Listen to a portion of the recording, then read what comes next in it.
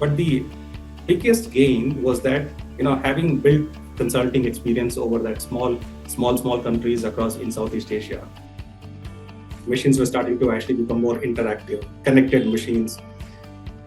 India is at the forefront of actually leading some of these digital transformation and technologies. In the digital transformation space, we realized that our preparedness, our planning and preparedness was more than half the journey done.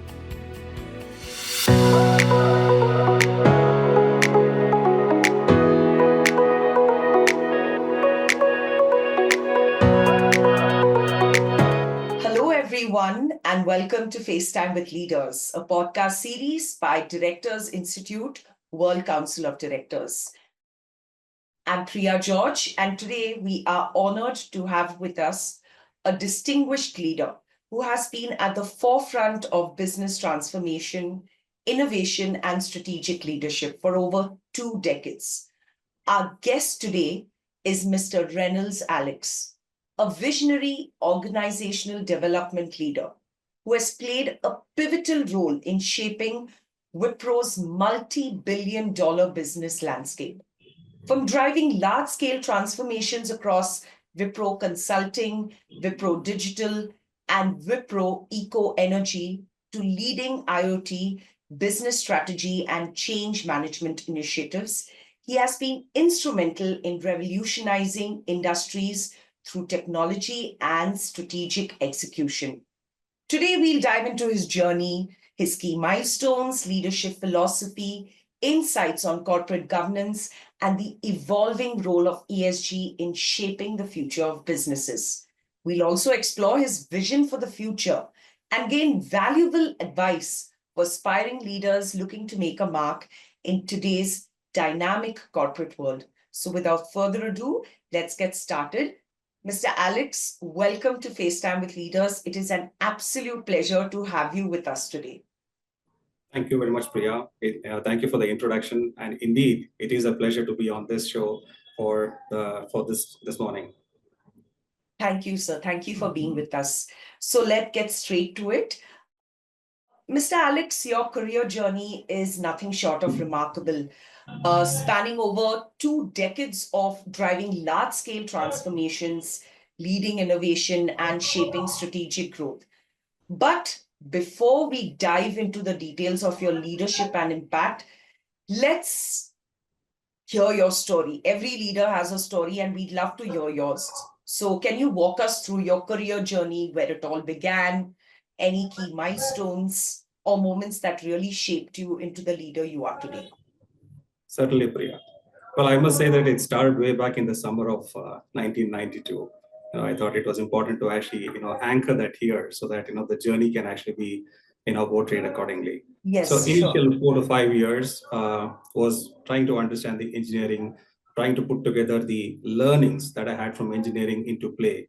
With a background in manufacturing, I actually started to work in a manufacturing unit. Much later, after 4 to 5 years, I sort of realized that it's important to actually equip myself further with management related skills. And I pursued my MBA, sort of graduated out of that from 1997. And then after 1997, I was looking for a long drawn innings. And I was really Okay. looking out for a companies that can actually support my initiative and drive, and also the entrepreneurial drive that I had within me to see that, Right. what it takes. A year or two down the road is when I actually landed into the largest IT company in India, one of the largest IT companies in India, Wipro. And my journey with Wipro started, in the early 2001. And it's been all along for the next 2.5 decades that I've actually donned multi roles across multi geographies, and I've actually been Right. in multiple leadership positions, which has actually been extremely rewarding. Now, when I started way back, it has always been in an IT company, it's always about the technology, different technology Right. tools that actually come along. So in the 2000s, it was B2B, was a technology that was actually in the swing, to B2B commerce. And Wipro at that point in time had one of its units called Zero One Markets, which was more into supply chain, procurement, as Okay. well as supporting customers with their, and that was sort of 2 to 3 years initially. One of the marquee engagements at that point in time was to work with SCOPE, which is a standing conference for public enterprises, which is a Government of India Okay. initiative under the public sector unit. And at that point in time, e-procurement was one of the key areas that was actually of focus, which means to say there was transparency in procurement within the public sector units. So our first customer, while we actually drafting the policy, was to actually work with the largest power plant, which today, or maybe a few years ago, was declared as a Maharatna. So it was a Maharatna. It actually had significant purchases in hundreds of crores, and we started to actually work across with some of their units to see how e-procurement can actually be one of their most transparent way of procurement. Fast forward that a few years down the road, this entire unit actually merged into consulting. And Wipro was looking forward to actually set up its businesses in Southeast Asia. And I was actually handpicked to actually land myself into one of those countries in Southeast Asia. I sort of picked Malaysia as a location to actually land in, because that was sort of, had its Indianness in the diaspora out there, which also meant that it's Understood. easy for me to move around between the multi-countries, be it Right. Singapore, Vietnam, Cambodia, Thailand. It sort of was central. Okay. So that Right. sort of helped me to land myself there. Uh, the opportunity that actually came in was that you were actually exposed to a completely different cultural outlook. As much as it looks like, it's so much equivalent to India, Similar. similar to Yeah. India. There is a lot of Indian language which is spoken out there. There's a lot of Indian movies which are a hit across Southeast Asia, but more so in Malaysia. But I Oh, realized that, to crack a business, it's not so easy. Even with the Indians out there, they don't actually connect with India per se. They have roots, but they don't connect with India, which actually meant that understood. you need to actually, adapt yourselves to their ways of working, their line of sight, their way of thought, the clarity of, which they bring into the business. And at that Right. point in time, one of the consulting business that we were actually driving was more in this cybersecurity space. And Okay. it was also evolving over a period of time. And one of the big wins that we had out there was with a large multinational oil and gas company. We started with a two-member consulting team, which went on to become 100. And I think that was certainly a very differentiating moment or a landmark moment out there. But the biggest gain was that, having built consulting experience over that small countries across in Southeast Asia, I was also given the charter of leading Asia Pacific. And that was actually a big wow moment in my career early on in my Okay.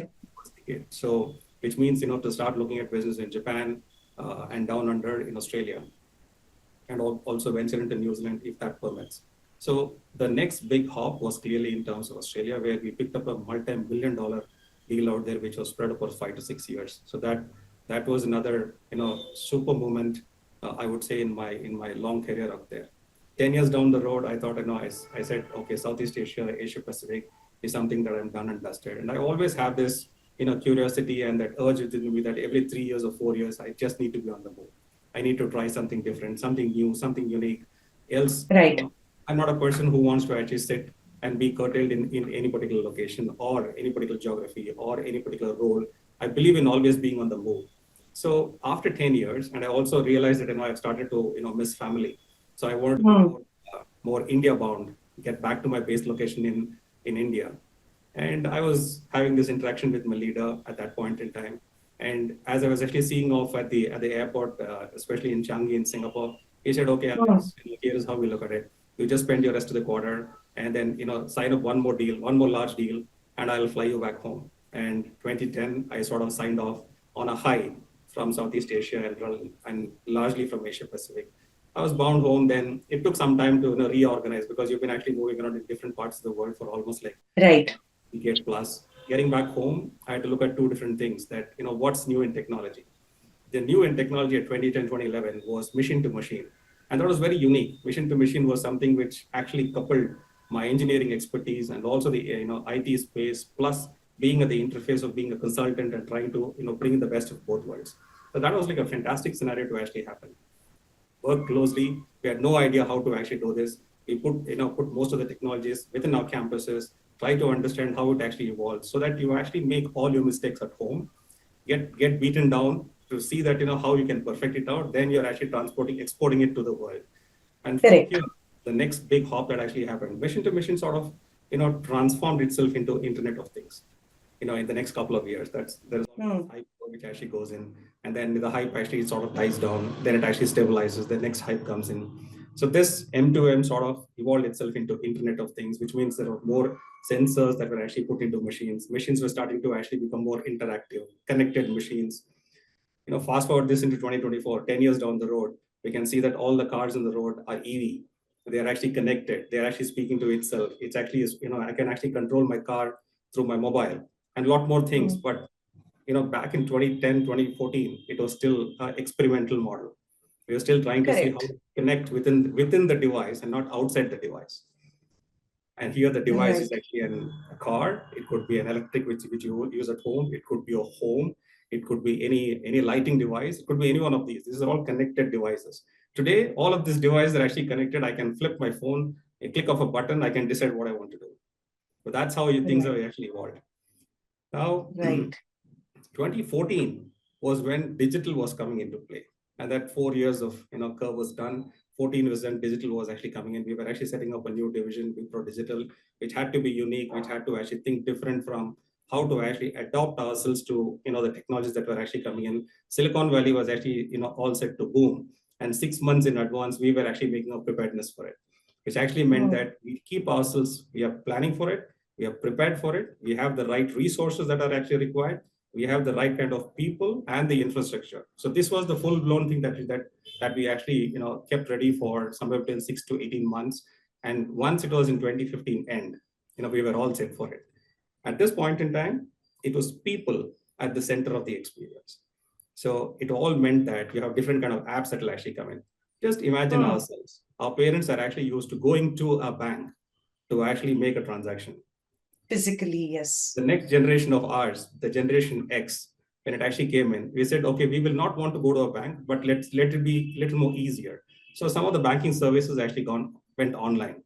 The next generation, which actually came in, the Y and the Z, they said, no banking whatsoever. I want everything on my app and everything on my smartphone. So the app world started to actually evolve itself from 2016 onwards. It was there much before, but I think the experience, the technology, the advancements were so significant that it just moved the needle, completely 180 degrees. And today we are in an absolute app world. Today, every Z, a flip of a finger, you actually can actually transfer money. You scan an image, you can actually transit money. To an extent that, the proliferation of digital technologies to such an extent, and thanks to probably, I can't use the word thanks to COVID, but actually, because of that pandemic which actually came in, this proliferation actually became, multifold. And today, probably India is at the forefront of actually leading some of these digital transformation technologies. And things actually come to slow down after a particular point. I think today the world itself is going through its own turmoil. So you actually step back and see how do you actually stabilize your operations? How do you bring in more efficiency? How do you actually reduce your costs? What does it take to actually ensure that your assets are actually well utilized? Now that's where the operations come into play. And my current role is to actually head the operations for Europe. And I am sort of enjoying my profile as I speak. Right. That's incredible. And it's such an inspiring start. Thank you for sharing that with us. And it's incredible how those early experiences lay the foundation for long-term success. And hearing your journey also really highlights how passion and adaptability shape leaders. Mr. Alex, leading delivery operations for over $2 billion businesses in Europe is a responsibility that comes with its own set of problems and complexities. I can only imagine the challenges that come with overseeing operations at such a large scale, from navigating market dynamics to aligning diverse teams and making high stakes decisions. So, what have been some of the biggest hurdles that you've faced in this role? Well, I think every country that you actually operate into, more so in Europe and vis-a-vis the rest of the world, Europe is quite closed in its actually outlook when it comes to workforce transformation. I'll use the word workforce transformation. The reason being that each of those countries have specific country-specific laws, which are very, very dynamic in its nature. And working closely with multi-cultures within Europe itself is a unique experience. So while we're actually trying to improve the efficiency, reduce our cost, improve margins, it's also important that we bake in the cultural nuances, which are very important. Once you actually bake the cultural nuances, and we are always dealing with people, And people, once you're human, once you actually respect them, you ensure, you have an open channel for communication. You actually give them a high level of respect, integrity, ethics that you follow in your business, and the way that you actually interact. And it's about who we are and how we make them feel that makes the biggest difference. And that, despite the cultural differences, we respect for time and ensure that, we're able to sail through. Now, in the process, there are a couple of things that needs to actually one look at. And my own learnings from this is to see that while you have a holistic team, which is actually cross-cultural, cross-country, the most important thing is to actually have a team which is actually is set with multiple cultures. My own learnings are extremely high. So the first thing that I do is always lead by example. I ensure that, the team sort of observes, what I'm actually putting to the table, how the etiquettes that I bring to the table, how much I actually respect being on time, and ensure that there is integrity in all the communications and ethical in practices that I actually follow through. Having said that, I allow them to actually step in, run some of the meetings, because allowing them to run some of the meetings, allowing them to put themselves in a tight spot, put them in terms of, stiff projects actually helps to shape, future leaders. The most important thing is also to provide them a safe space, because you actually allow them to fail, but never, bring out their faults. You also let them know that this particular instance of a decision making and the kind of impact it had on the business and that moment is something that is a learning that you will take home. So at this point in time, the continuous feedback loop is very important. Once the feedback is actually provided, they're able to assimilate, bake it back into, correcting it, so that the next time around, the next couple of times when they want to actually go about the sessions, they're much more mindful and they're able to actually, demonstrate an outcome which is very, very acceptable. And the moment that acceptability steps in, you will find that, anyone in the team is actually signing up to a purpose that we want to deliver. The moment the purpose is actually signed on, then it is energies which is actually unlocked. It's significant energies which is unlocked to say, come what may, we will get to deliver this. And I think that is a fantastic moment which actually transforms an organizational internal capabilities which otherwise works in silos to actually integrate and become as one single force to deliver an outcome. I think, over the last few quarters, we have actually unlocked this significant potential, and seeing that, where there are more next generation employees who are actually coming on board because they are much more adaptable as against somebody who's been seasoned over a period of time.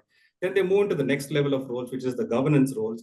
They actually oversee, they mentor, they coach, and try to make the differentiators. And I think fundamentally, these are the game changers on the ground, which actually helps a leadership to actually coach and bring the next generation of workforce to the front. Right. Right. That really puts into perspective the level of leadership that is required to drive such large-scale operations. Thank you for sharing that with us. Moving on, Mr. Alex, AI and automation are transforming industries at an unprecedented pace and redefining the way businesses operate and compete.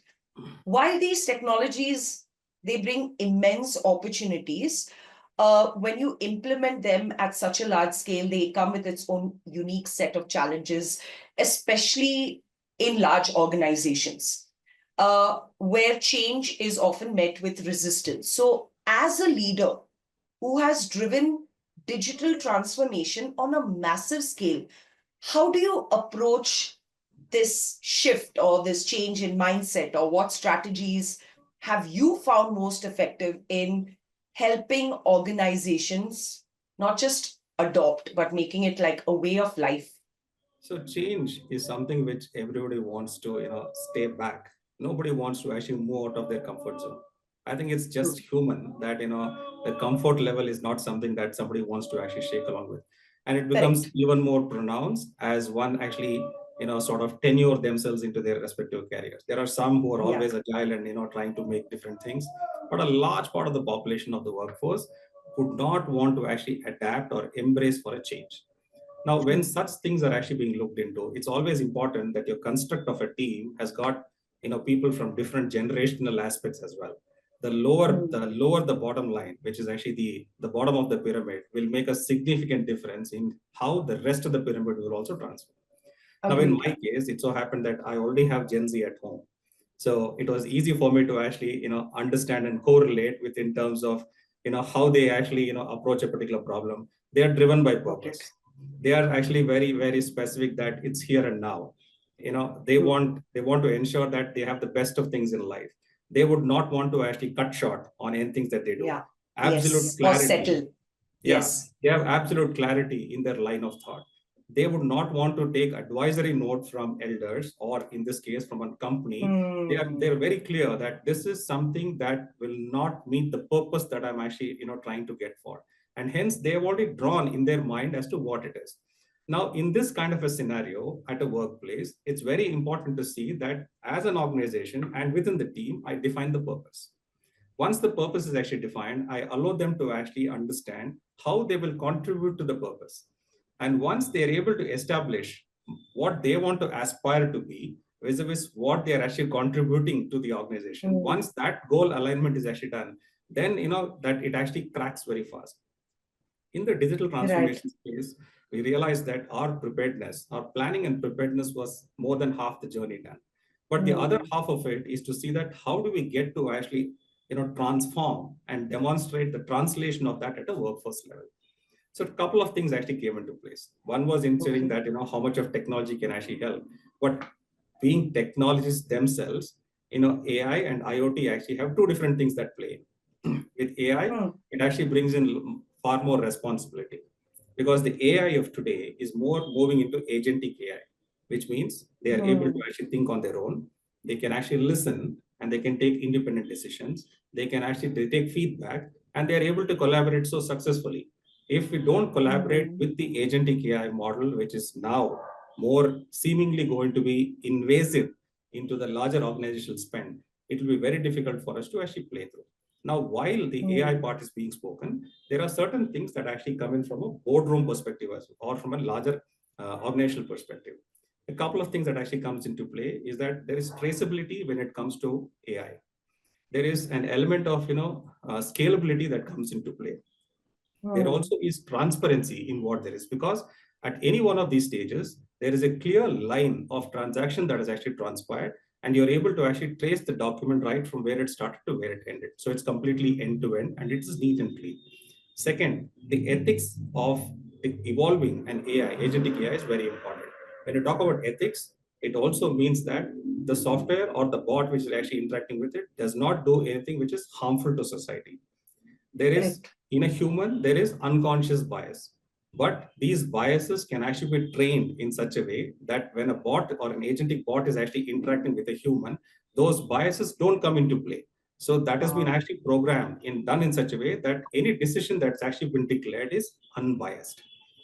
The third number thing is the feedback, the continuous loop of feedback. The data that you feed in has to be actually in such a way that it is able to learn to differentiate between the tone, the clarity, and able to deliver the message.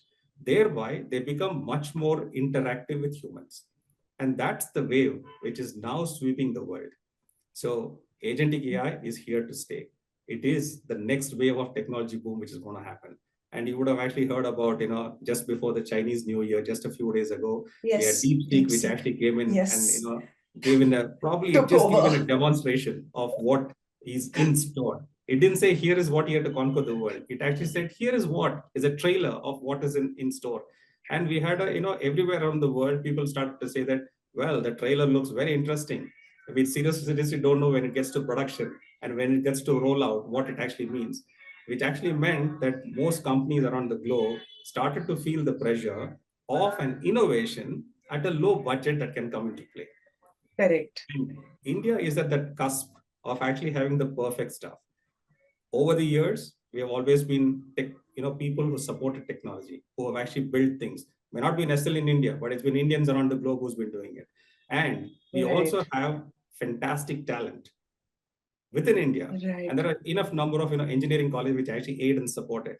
The most important thing is that contribution coupled with the latest thing, and open AI, where you're able to actually evolve, bring in innovations, will always guide the next level. So we are just at the cusp of that transformation break and get across.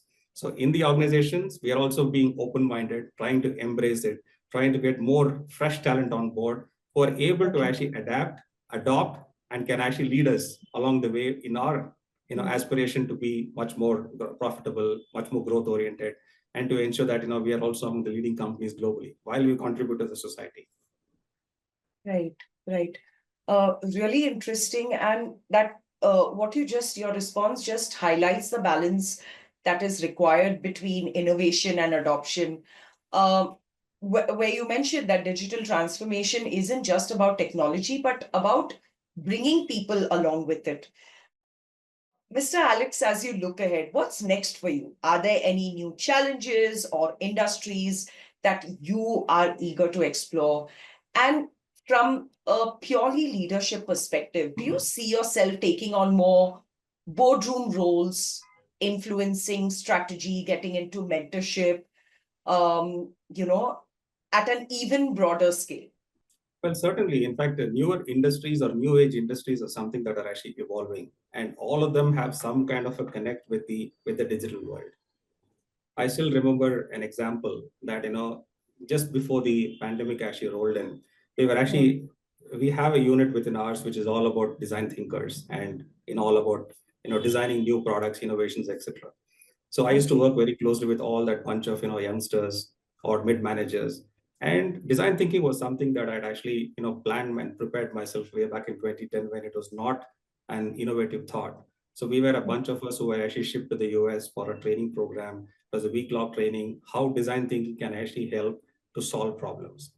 So one of the thought process that we actually put across to the Ministry of Aviation was something what today has evolved as DigiYatra. So the concept that we presented was we ourselves are a ticket. When we presented we ourselves are a ticket, obviously it was a question mark in the minds of a lot more bureaucrats who are actually seated in the room. What we actually said, the government has what does all it of the mean? credentials. You got Aadhaar, where you've collected all my details. You got iris, you got my thumb impressions, you got all my fingers. That means my biometrics is completely with you. The moment I actually start from home, I book my ticket, which means to say that my port of start and my destination joins. You know that I'm a person who's been paying my IT taxes. So what more security is actually required when I have to pass through the gates? I'm as good as a walking ticket. So why do you need to issue a separate ticket? This concept sort of evolved over a period of time. There was appreciation, and we said, okay, Bangalore is the hub for most of the innovations to happen. So why don't we try it at the Bangalore airport? So we sort of, Which year was this? I'm sorry to interrupt you. Which year was this? 1819. And then the COVID came in. Just before COVID, you all had thought about Presented the concept of DigiYatra came about. Okay. We had presented this at that point in time. And after it just happened, we had actually organized ourselves, the infrastructure was ready, not from our perspective, but we were consultants to the program. We presented the concept as a concept paper that we actually presented. The undergoing of who needs to do, obviously it is civil aviation, ministry, the airports authority, a lot more people actually involved in it. They sort of dwelled over it, came back, we had a design thinking workshop, and then we actually helped them to understand when all the credentials are with you, what further do you need a physical ticket, physical frisking at the airport, etc., etc. So your initial set of checkpoints should actually be a breeze. Agreed. And for so much of us who have actually done international traveling, and in the event you actually have an international one or a work permit in those countries, I mean, you necessarily don't go through frisking all the time. You just have to walk through a green channel where you actually swipe your card, which is generally be your local ID which is given, and you just pass through. I mean, there's no further there's no threat which is being perceived at this point in time. And here, I am a citizen of India. I'm actually paying my taxes. You have all the wherewithal of what I do, where I do, to an extent that traceability is so easy because you have your phones with you and your towers get actually linked to every with every beep you get linked in. So that as a concept today, if you were to see DigiYatra, right? So it's so perfect. In the previous day, you said put your ticket, you have a QR code, you swipe your QR code. So convenient. True. It's very, very convenient. Till you reach the last mile, where you still have a physical frisking, but I'm sure it's just a matter of time that the last mile clearance also goes through. It needs some more fine tuning of digital infrastructure and actually goes through. So that was an innovation that we actually thought. It was just an innovation on the go. Likewise, boardroom roles are also innovations that actually that came over when I was actually spending time this year-end break. I was actually bouncing off my thoughts. I realized that maybe this could be one of the aspirations that I may not thought of. but maybe that's something that I need to equip myself to be ready, so that when the opportunity presents itself, I'm actually ready to actually grab the role that actually Yes. comes through. So it's now currently an aspiration, but fundamentally at this point in time, it's more about mentoring the next generation. I think they need, while as much as they are very purpose driven, they need certain amount of handholding. And every professional today was a novice at some point in time. And somebody held our hands, walked us along, pulled us through, pushed us into the fire and said, okay, here is how you're going to actually get, here is how you're going to be baptized, right? You're going to be welcomed in the corporate world once you actually are able to swim these different seas. It's like an Ironman challenge. You actually, test the land, you test the water, then you actually, put your grit into it. You're 6-7 hours out there, and then you actually emerge, breast the tape. So it's very similar. So the mentoring and coaching are two different aspects of it, and every individual fundamentally needs a coach. The coach is something who actually comes for a particular instance, mentor, strategic thinking, decision making, fail proof, risk mitigation, etc., and then gets the team passed. And mentoring is something which actually becomes a lifelong activity. You continue to mentor. Maybe that batch moves on. You find somebody else, and at the same time, as much as I'm mentoring, I also have a coach who can be my sounding board, to whom I can actually speak with, always it could be somebody within the family, somebody outside, somebody who actually inspire, or it could be just a YouTuber who's been actually just broadcasting a lot more things. So Simon Simak is one such individual whom I keep listening to, and some of the nuggets that is actually spread across. And I still remember about the US SEAL team, the SEAL, how they actually go about, how they actually, the trust factor, what comes in. And that's like a wow moment that I had. I probably heard it a year ago. And it's like, that's like a wow moment. So you trust, whom do you trust with? Whom do you trust your money, and who do you trust your spouse with? As against who you trust on the ground are two different things. And I said, that's mind boggling. If that level of mentorship inspiration can actually be transformed. And I think, we are actually building a workforce which is unbelievable, where their potential is unlocked unbelievable number of times, but it needs a constant handholding. And I believe that I'm there to actually support a lot more Gen Z, and probably now that, it's Gen Alpha and Gen Beta, right? So they may probably are already in the connected world, they're actually evolving themselves into a different world where they may not, they would see us, as aliens, not and less as humans, because they're evolving themselves into not into a human world. They're evolving themselves into a world of machines. So it's quite different. It's going to be different. By the time 20 years down the road, it's be more machines will be interacting with them. They'll have a robot standing next to them. Care actually taken care of. There is a chat GPT which is actually telling them, okay, this breath is going to cause a problem because there's air pollution here. You'll have to take this medication to take care of this. That kind of level of insensitivity will actually creep in up to some point, because you're not sensitive anymore to human needs, because you become so very machine driven. So some of these factors come into play. So fundamentally, drawing back, I'm actually looking forward to being a mentor over a period of time, and continue what I'm already doing, and aspire to take up a board role when the opportunity presents itself.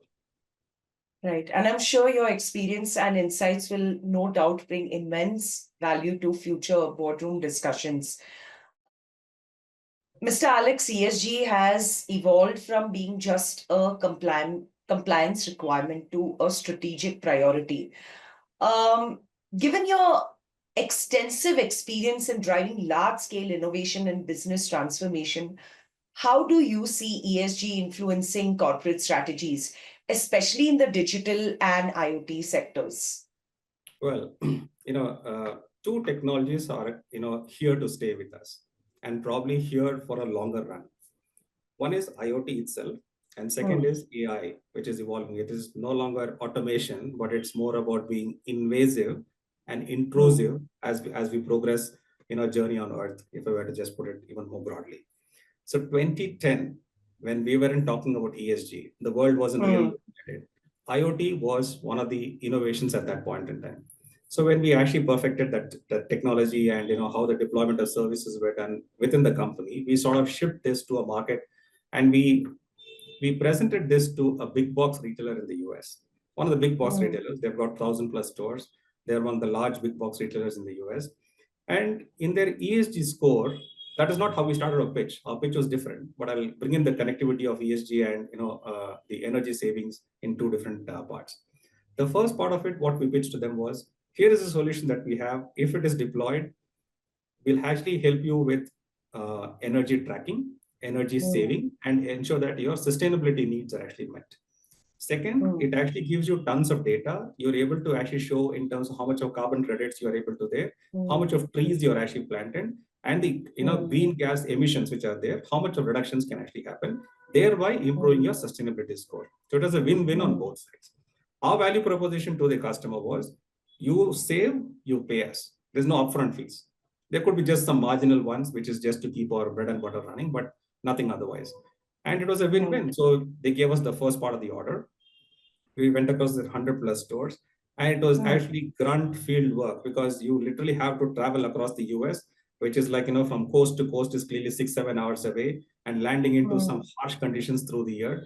Our first one was just with the onset of winter, just at the onset of winter. And most of us had no clue what snowing meant. We always, it's good to see land of snow, that, this, etc. We were, not prepared for it. Literally, we weren't prepared for it. It was just end of November. We land up with the customer. The customer says, okay, we had the pre-meeting with the customer the previous day. And I said, okay, here's the technology. This is mission to machine. This is what we intend to do. We had a debriefing with them. He said, okay, boys, we'll see you at 7 in the morning. And I also have the Met department, which is telling me that, you will have a first snow tomorrow morning. All right. When we didn't even realize what the gravity of first snow actually meant, right? So, and this is up north in the Midwest, where climatic conditions can actually drop below zero, drop of the hat. Wow. So we just go, regular Indian, in North India, we just wear the regular woolens and get there, and not even with the proper shoes, and we land up we had to go on the rooftop to actually see how the installations were. And initial 10 minutes was wow, you're just catching all the, snow, which is actually coming along. But then after half an hour, you realize that, the impact of it, you couldn't even open your mouth, because you're just the force of nature. Yes. Chattering too much. But yes, that experience translated on the ground, 6 months down the road, we had actually delivered an outcome which the customer was finding it. They were pinching themselves to say, okay, this is real. It actually caught their board attention, and they gave us a full-blown order to say that now can you just get to the field and do for entire 1,000. 18 months down the road, we had actually saved them close to, the first savings that we had actually generated was close to around $10 million to $12 million. Wow. The first year. And the company which was in the rankings was greater than 50 in terms of ESG ranking, was among the top 5. So large part of, the big box retailers actually, stood back and say, hey, who's this guy? Who are they working with? They just catapulted themselves in less than 12 months from nowhere into the reckoning in the top 5, and literally in this thing. The next 18 months, we worked very closely with them. We actually got them on the ground and got much more savings than what was actually committed for. And we helped them to win one of the most prestigious awards at that point in time, which is called as Energy Efficient Buildings, which was under the President Obama's award nomination. So they actually picked up the award for it. And that was an aha moment in 2012. We are talking about this as a mandatory requirement now, which is 12, 14 years. Correct. And when we talk about this, IoT, the importance of IoT, now most of the devices are either smart, but those days, the smartness was more with retrofits, which means to say you get in there, you actually have an external device or an application that you actually put a sensor in there. That sensor is connected to a SIM through the telecom. It actually sends the messages, and it becomes sort of, communicative. I wouldn't say intelligent, becomes communicative. Today's devices are not only communicative, but they also have a certain amount of intelligence built in. The AI coming in will make it much more self-autonomous to ensure that at the cusp of IoT plus AI, they are intelligent, they are speaking, they are chatting, and they're also able to take feedback and becomes the integration. So this is how it works. Now coming to ESG, a lot more data coming. There is much more transparency that actually comes on board. The ability to actually report, savings in terms of, carbon footprint savings is extremely high with IoT. With the invasion or the invention of AI, it actually can actually look at multi-sets of data, where you can actually pick data from multiple devices and try and understand that, okay, if this is the efficiency going to be, how much of it impact is going to be on global warming? If it actually takes the data from transportation, it actually takes the data from logistics, it can say, okay, this much of emission is actually going to have this kind of impact. Now, large scale data, along with, GPT, the chat GPT, if you keep the chat aside, but the GPT models, have become much more important in the roles that they will play in, simply because they're able to actually become much more autonomous. They can actually think on their own. They take feedback, and they are very reciprocative. They are learning as and when more data comes in. The learning is also extremely high, which means to say that this can actually ensure that the goals that we have actually set, either at a country level or at an organization level or at a state level, they will be able to meet at the integration of this. Now, there is one more small story personally. Way back in 2014, we had one of the largest earth moving companies in India who used to actually rent out their machines. This is northern part of India. And they found that over the weekend, they're not able to trace their equipment. It just vanishes overnight from the surface of Earth. How can one of the largest earth moving equipment just vanish?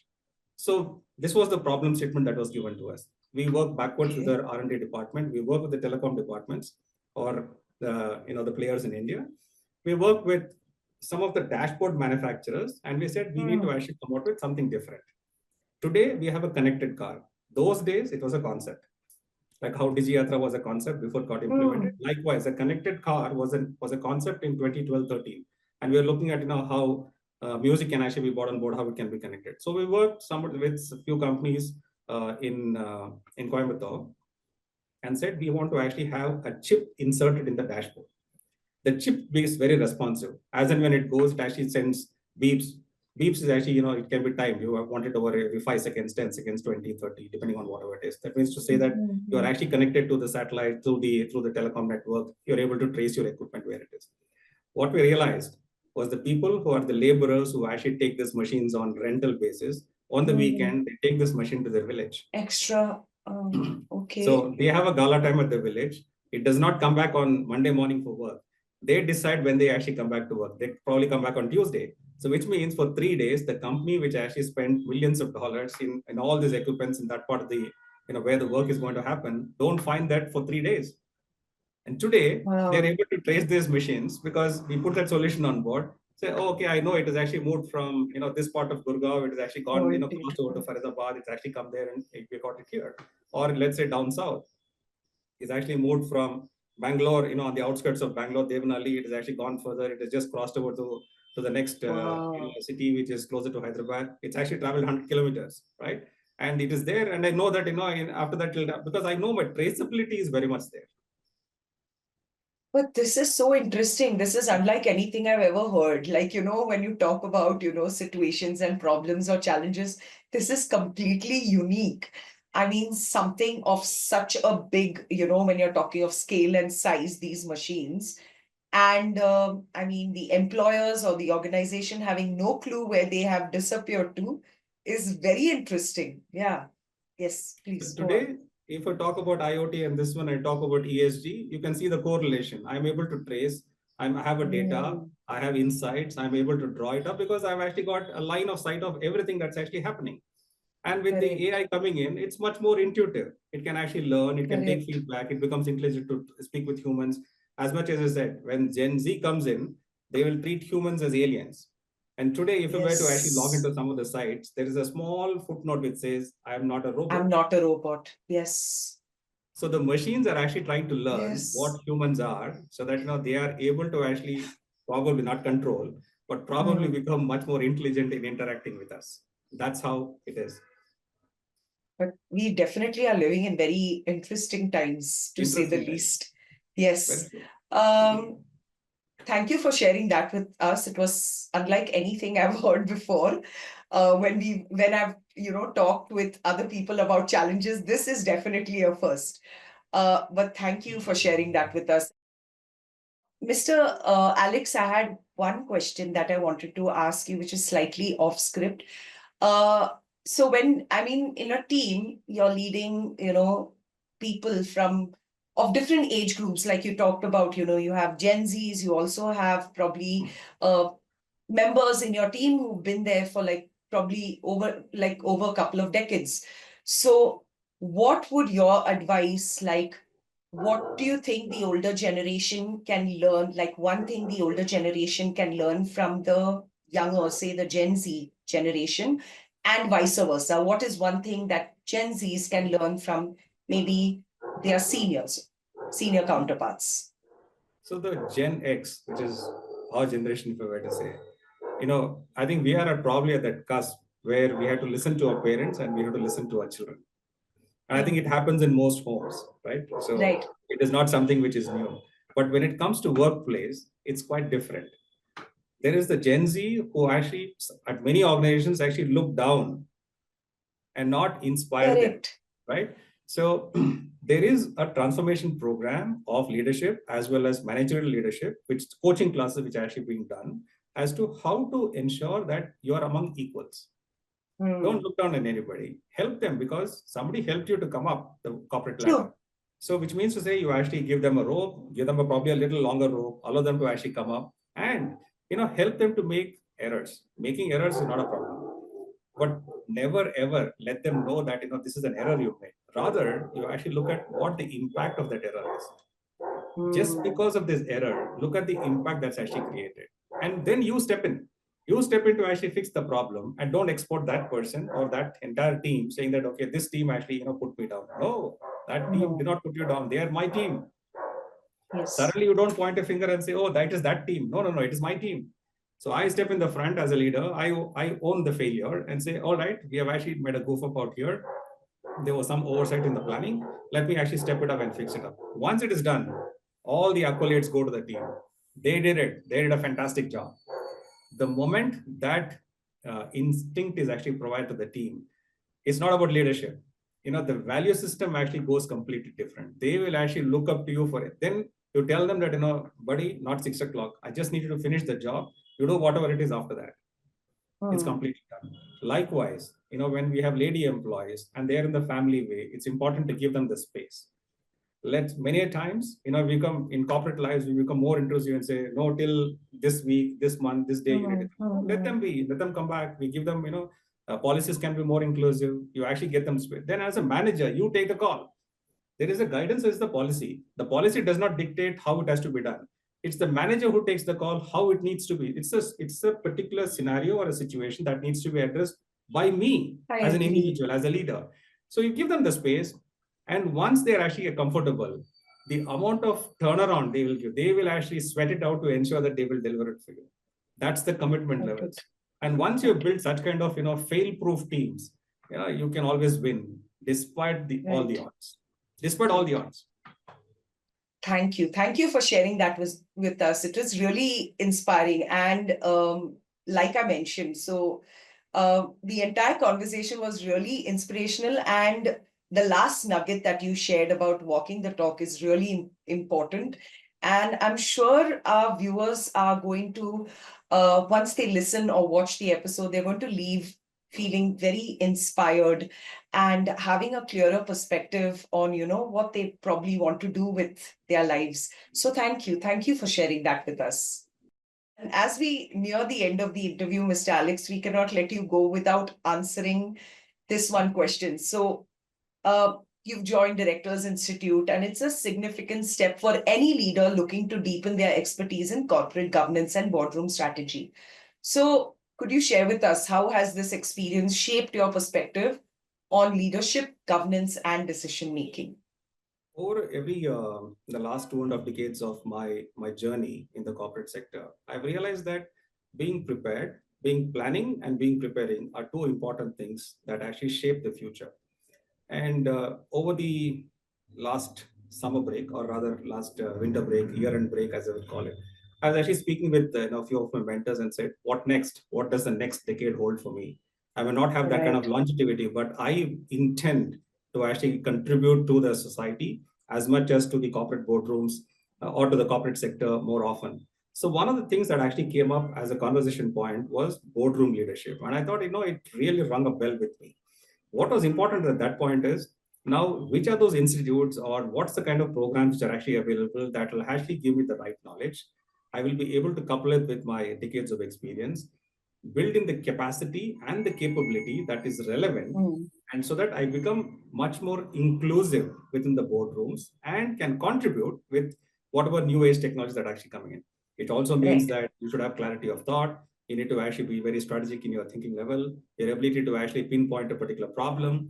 You can actually, without compromising on your integrity, you have, ethical behavior. you ensure that your more diversity and inclusion is actually on top of your charter. Some of these things have actually always been on top. So said that's exactly when I looked around and found Directors Institute to be probably my point of calling to say, all right, maybe I just need to invest here and start. I went through it, and I think some of the mentors and coaches that have actually proposed, and the way the program is actually set, the way it has actually been paced, and the way the coaching is actually been enabled, really fueled my thought that yes, I need to invest myself, and I plan to stay the course, continue with it, so that at some point in time, I'm sure things will evolve, and the knowledge and the capacity and the capability that is actually built in will ensure that I am ready when the opportunity presents itself.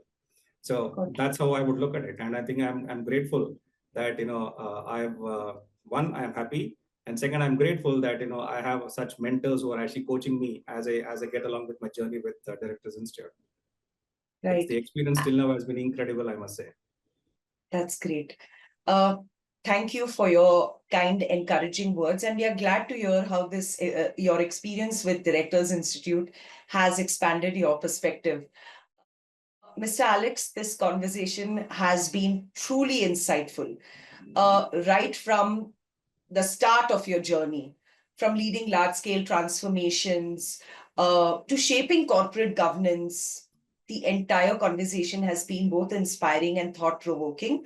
And thanks for sharing your experiences, leadership philosophy, and vision for the future, which I'm sure will offer invaluable lessons for professionals navigating today's evolving business landscape. And thank you for sharing your time, wisdom, and perspective with us today.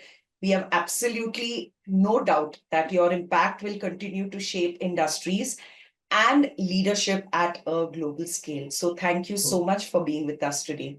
So before we conclude, yes, after having learned all along and after going along, there is something that I've actually inculcated and implemented myself.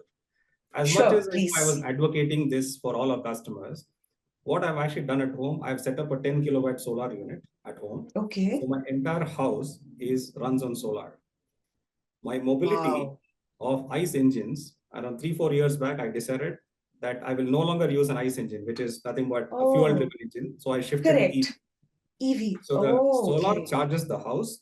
I also supply to the grid. It fuels my car. My car runs. So I move across the city at no extra cost. Number one. Number two, my two-wheelers, I have a two-wheeler just for the passion because I love the guzzle, the roar of an engine. Being a mechanical engineer and specialized in automotive, I can't let go. Right. So I've actually, the two-wheelers also, I've actually moved into an EV. So all my mobility needs are electric, which means I have not been just an advocator, but also an implementer in personal life. And I'm 100% walking the talk. I'm 100% green. So I was just looking at the app, that I also have it, which I've actually worked with. And as of today, if I were to just, keep the app here, it actually helped me to say till now, I have actually saved around 30 tons of carbon dioxide reduction. Trees is 1,000 trees that I've actually implemented. I've actually, put on the ground. And the coal, I have saved somewhere around 12 tons of coal. So this is what it is. And this is today's generation, which says I've actually generated close to around 13 kilowatts of power as we speak. That's so excellent. Being an advocate is one part of the story, but walking the talk and living it is another part of the story. Yes. What about seasonal changes? How does it work? Like when, say, it is cloudy or when it's during the monsoons? Are you still able to generate that kind of, power, electricity? Or is it hybrid? Well, there are two parts to the story as well. Good that you asked a hybrid. Not many people ask the question back to me. Right. So one part of the unit is 100% connected to the grid, which actually sends to the grid and I take it from the grid. So it's constant. There is another smaller unit which actually fuels exclusive for the home, which is backed up on a battery. So the battery is actually charged by the solar, and the event, whenever it is rainy, it is etc., bad weather, and only 3-4 units are generated, it gets charged from the electricity board. So I'm net. I'm more contributed to the economy than a consumer. We wish you all the best in your future endeavors, and we look forward to seeing where your journey takes you next. Thank you, Priya. It was a pleasure speaking with you this morning, and thank you for the opportunity. Likewise. And to all our listeners, we look forward to seeing you on the next episode of FaceTime with Leaders. Till then, stay inspired and continue on your learning journey. Thank you and take care.